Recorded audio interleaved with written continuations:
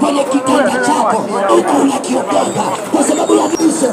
Usiogope kwa namna ambavyo unaona vitisho. Nimewaambia hapa watu, kuna watu wengine wameingia kwenye mitaa ya mmepanga kwenye mitaa.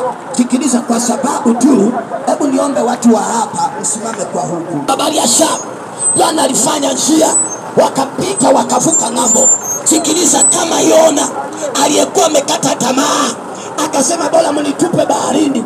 Sikiliza, na wale wa jamaa hawakuwa hata na huruma, wakamkamata Yona wakamdumbukiza baharini bila hata kujali. Amesema mwenyewe, lakini Bwana alitengeneza njia huko baharini, akamtengeneza mdudu mnyama wa baharini, akammeza Yona. Yona kawa salama ili aende kwenye kusudi. Sikiliza, nikwambia siku leo, Roho Bwana yuko juu yako. Anataka wewe siku leo imani yako iongezeke. Jifunze kufuata maagizo ya Bwana. Mungu anapokuelekeza usikatae. Mungu anapokuonya usikatae. Mungu anapokupa maelekezo